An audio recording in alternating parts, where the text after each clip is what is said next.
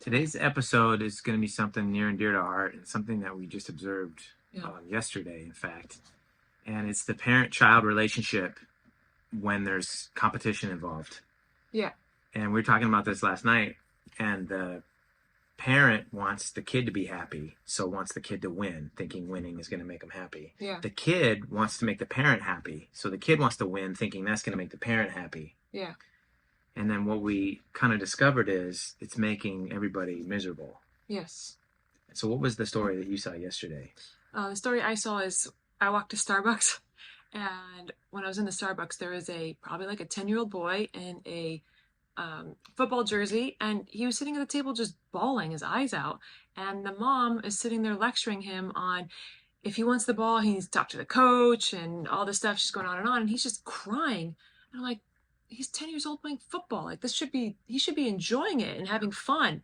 And no son wants their mom needling them. I mean, you don't really want your dad doing it either, but especially your mom needling you about football. And this lady had never played football before. Probably not. No, I could tell. No, it's hard, but it broke my heart, and that's not the only time we've seen it. I saw it we went to a breakfast the other day, and the same thing. The table next to us, this kid was just miserable and pouting and sulking, and the dad is sitting there lecturing him on it. People want pitching. He's like, you need to talk to coach if you want to pitch more and all this stuff. And the kid's miserable. And again, youth. We're talking youth here. So what we can see when we notice this is we see the kid's eyes and their spirit for sport being crushed right before our eyes. And it doesn't take too many of these incidents, and then all of a sudden they don't want to do it anymore. They lose the love for it, and they're 13 years old. And it's not their fault. You've driven the love out of this child by unnecessarily needling him after every game. No kid wants to come off the court and have somebody just instantly be negative on all the things that they should have and could have done, especially from their parents. I always tell my parents, the kids that I coach, I don't have to go home and have dinner with your child. You do. Right? So the child-parent relationship is so important to maintain. And if you're breaking that down by criticizing them constantly, you're in for trouble. Oh, what's funny is you always say, like, because you're, from a coaching standpoint, not a parent, as a coach, you always say, let me be the bad guy. And it's so true. As a parent, first of all, the parent-child relationship is already so hard. It's so complex. There's so much tension naturally. So we're adding sports into it. So David's always like, you get to be the hero. You get to sit in the stands and cheer on your kid and enjoy the sport and enjoy the process of him improving and getting better. Because remember, adults forget, like, they instantly want their kid to be the best and perfect, but they're not. It's, it takes years of hard work and dedication to get good.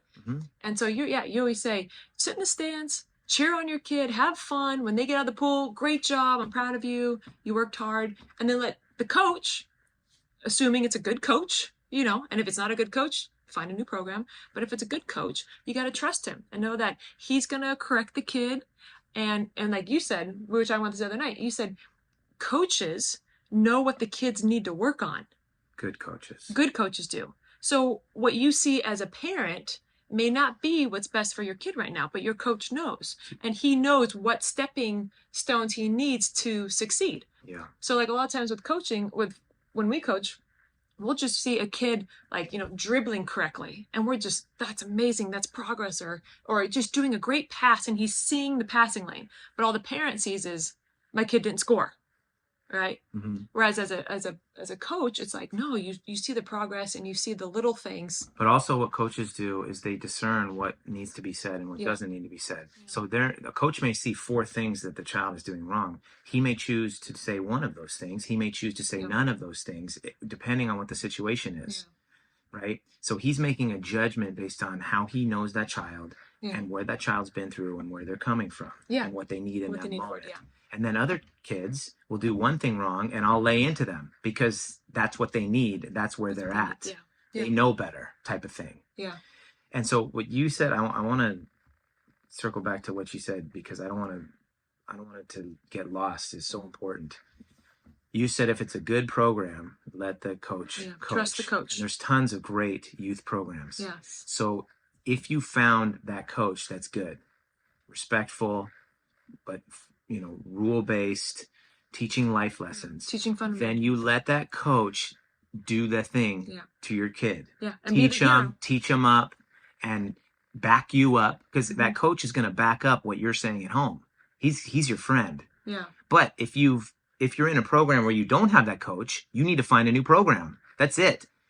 A lot of parents, they're in a lousy program, and then they're trying to coach their kids up. Yeah. That doesn't work. No. You have to move if you don't have a great coach, you coaching them is not the solution. The solution is find a great coach. Yeah, a new program. Yeah. And most of us have that option. I know some people don't, but most of us you have to. Yeah. I mean, you just have to do it. Yeah. It's for the sake of your relationship with your child. You can't have your kid in a program without a good coach. The coach needs to be teaching. Mm-hmm. The coach needs to be fair. Mm-hmm. And the coach needs to be respectful. Yeah. And he needs to be teaching these kids the right way to play the games. Yeah. Not, how do we win this one game against 9-year-olds? Yeah. Right? Yeah. Championships. How do we get good at this sport? How do we learn the fundamentals that's going to make us good in high school and in college or whatever? Well, and remember, sports used to be all about teaching life lessons too. That was the whole, especially in the youth age. It was about learning how to lose and persevere and stuff like that, in addition to the skill and getting good. The best coaches do that. Look at John Wooden. Yes, absolutely. I mean, if you look at John Wooden's quotes, you can't find winning as a thing in there at all. No, he never talks about winning. He never places importance on winning. He talks about is there a John Wooden quote? It's like, scoring goals is super great. Yeah. You will be happy if you win. Get your assists in while you can. Yeah. It's always respect. Practice hard. Work hard. Yeah, play as a team. Effort. Playing as a team. He loves effort. Yeah. Yeah. That's the great coaches. That's the ones that you want to find. Yeah. And they're out there. And that's what used to make youth sports so magical, is because these kids get to learn these lessons young, and then when they go out into the real world, they've already understand hard work, how to fail, how to persevere, how not to give up, how to be a good teammate, even in adversity and when you're losing, how to be frustrated and not lash it out at your coach, at your teammates, at the ref. Like, those are all, that's what sports is, but we've emphasized winning.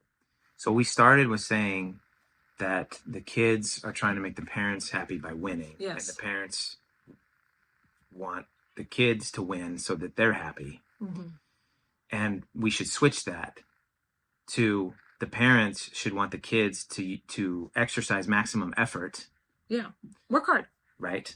And if the kids exercise maximum effort, the parents should be happy. Yeah. That's the way it should be. Yeah. And winning shouldn't be in that equation at all. No. And it's too late when they're 13 and 14 and they hate the sport. It's too late. Too late, yeah. I'm sorry, you're going to have to spend thousands of dollars trying to get them back into love with the sport. Yeah. You've got to do it now when they're 8, 9, 10, 11, whatever. And don't burn them out. And if you notice that your child is just getting, broken down, then you need to pull back. Yeah. Otherwise, you're going down a path that you're not going to like in a few years. Yeah. Can I say one more thing? Of course. And then we'll sign off. We'll sign off. So the last thing. First episode. Woohoo! So I know my mom's watching. So hi, Mom. His mom's probably watching too. So we got 2 views. My mom's not watching. Oh, okay. She doesn't know how she doesn't to know figure this. out Okay. All right. We'll watch it for her. Where to go, or what I would have to do a whole tutorial. That's true. We should do it. We should do a video. I would have to do it with her. It's the tutorial. It wouldn't even count. I'd have to be next to her, and I'd have to press it. I got you.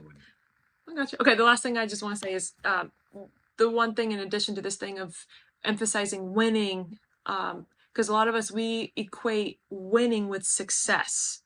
And I want to just remind people that success there's not a line between, if you're successful, you win, and if you lose, you're not successful.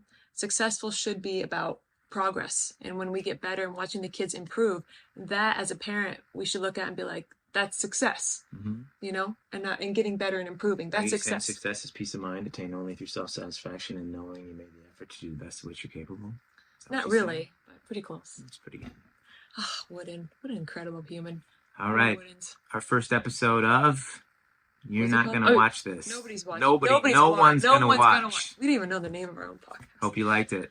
All right. I'm David Farkas. Yeah. And comment and let us know if you have other topics you'd like us to discuss, because this is going to be an open board to kind of whatever is on our mind. We're going to sit down, talk, hash it out. All right, I'm leaving.